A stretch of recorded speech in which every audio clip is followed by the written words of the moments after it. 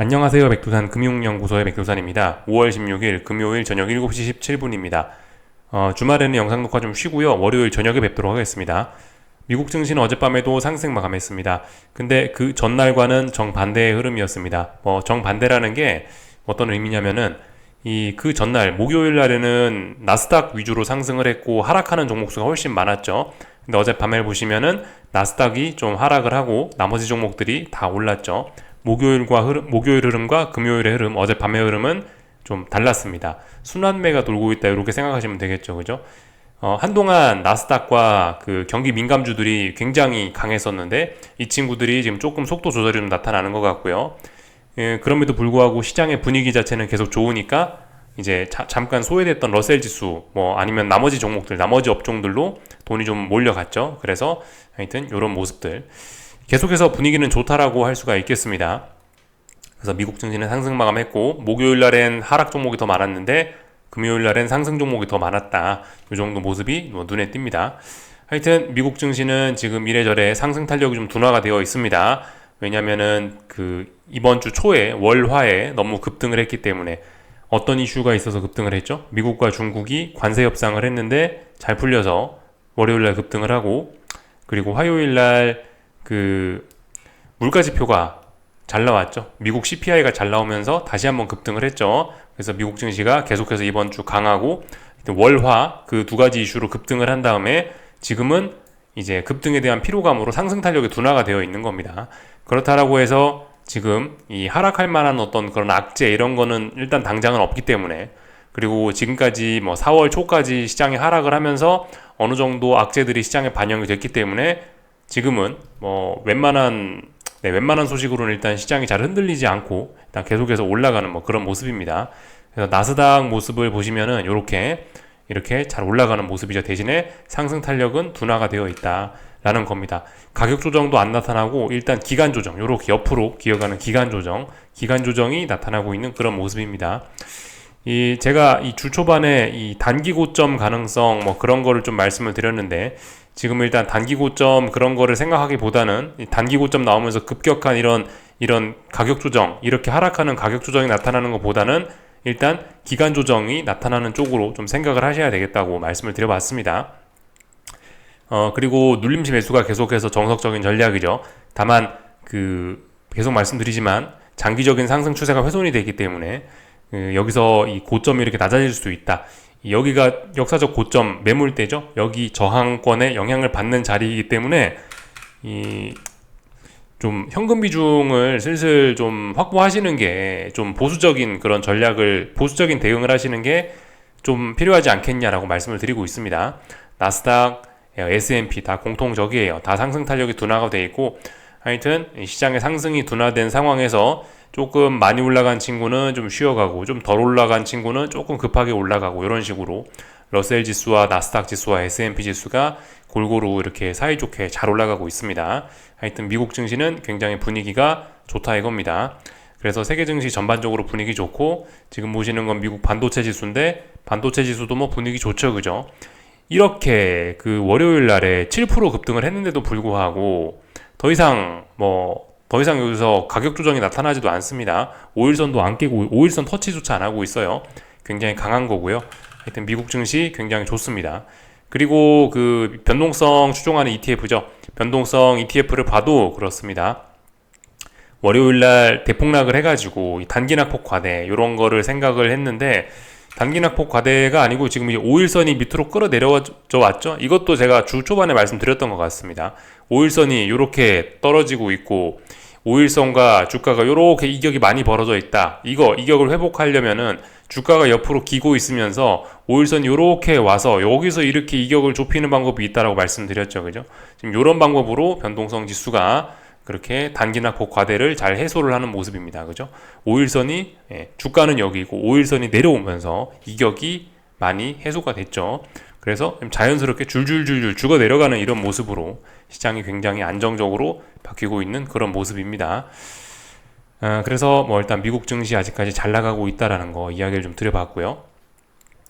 어젯밤에 참 파월이 이런 이야기를 하긴 했더라고요. 참고적으로 좀 알아는 놔야 될 것 같습니다. 투자에 좀 참고할 만한 이야기가 아닌가.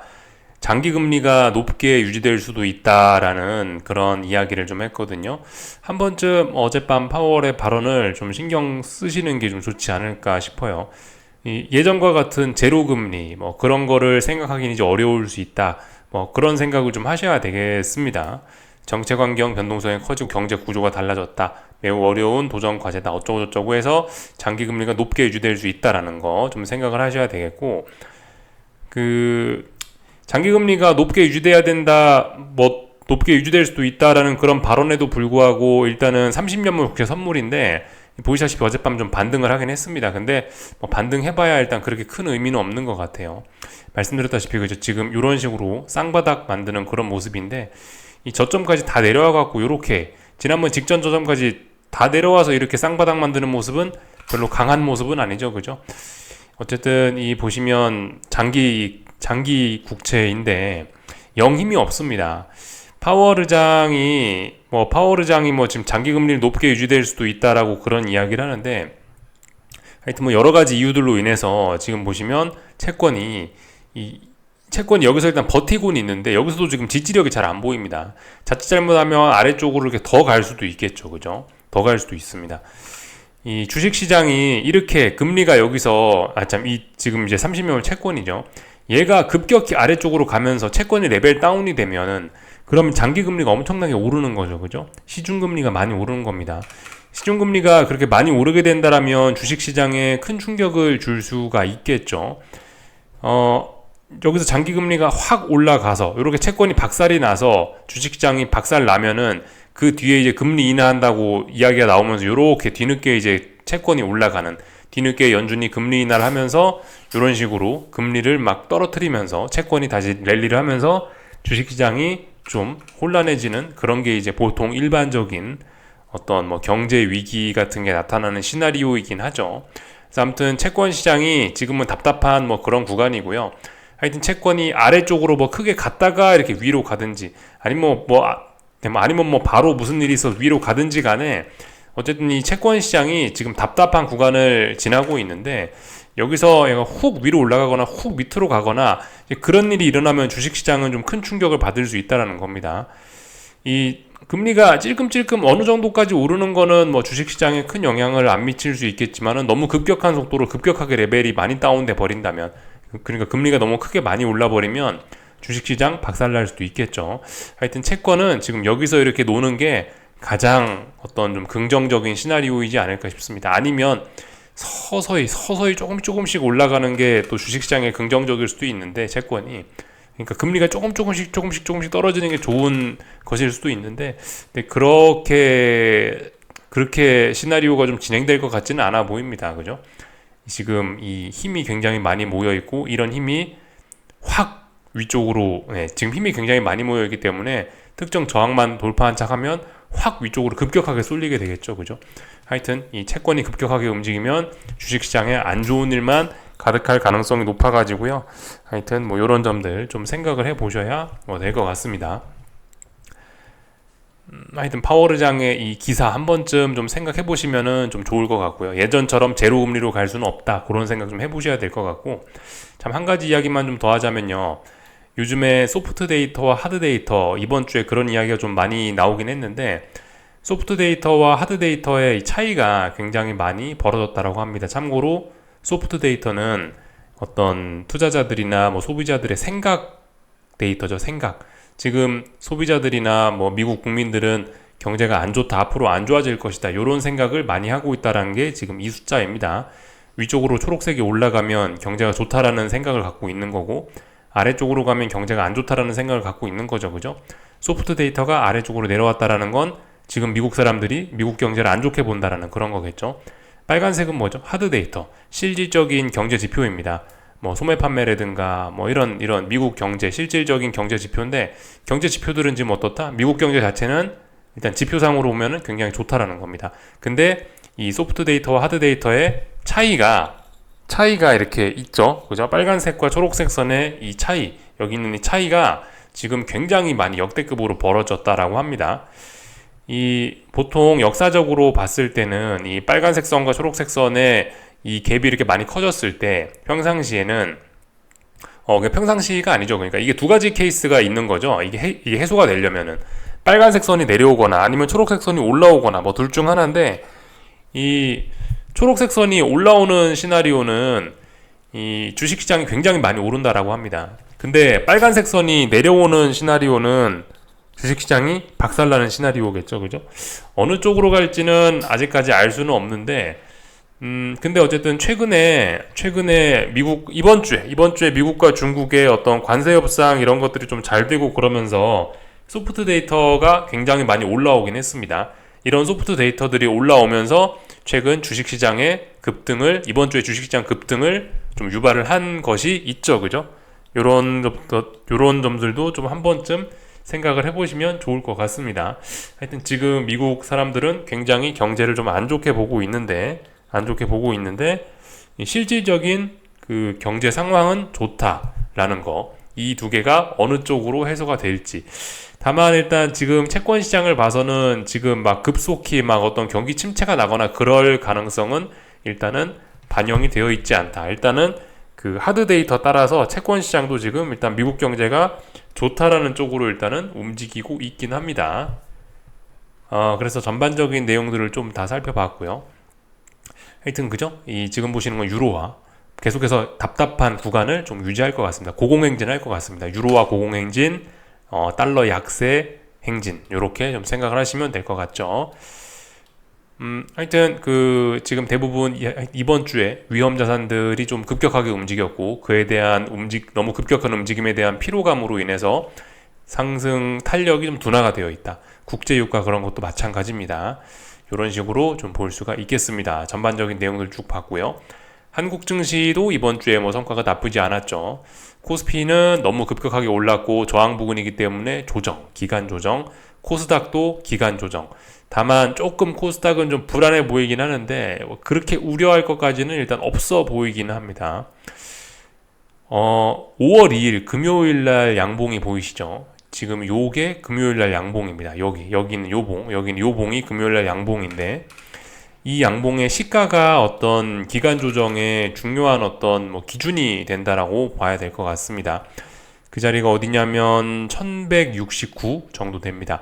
근데 오늘 종가는 1166입니다. 살짝 깼습니다. 3포인트 정도 코스닥이. 뭐 그렇지만 이 정도는 일단 뭐 괜찮다라고 봐줘도 괜찮을 것 같습니다. 이렇게 일단 기간 조정 중이다. 계속해서 좀 보시면 될 것 같고, 하여튼 코스피가 조금 이제 상승 속도가 좀 둔화가 되고 있지만 여전히 코스피 종목들이 좋아가지고 이 코스닥은 힘을 좀 못 쓰고 있고요. 코스닥은 말씀드렸다시피 여기 4월 25일 날 금요일 음봉의 시가를 돌파한 착 해야, 그래야 본격적으로 한 단계 더 레벨업하고 더 많이 오를 수가 있는 겁니다. 그죠? 근데 어쨌든 시장 분위기 자체가 좋기 때문에 뭐 코스닥도 가격 조정으로 심화될 것이라고 생각되지는 일단 않습니다. 이렇게 일단 기간 조정 중이다라고 일단 볼 수가 있겠습니다. 하여튼 긍정적으로 볼 수 있을 것 같아요. 코스피는 하여튼 매우 긍정적입니다. 코스피는 이 빨간색 선, 요거가 중요하다고 말씀드렸죠. 빨간색 선을 돌파한 착 했고, 빨간색 선 터치도 안 하고 있어요. 빨간색 선 위에서 5일선조차 깨지 않고 잘 움직이고 있습니다. 그래서 코스피는 매우 강하다. 코스피 쏠림이 아직 덜 끝났을 수도 있습니다. 코스피 더 올라갈 수도 있을 것 같다. 네, 이렇게 봐야 될 겁니다.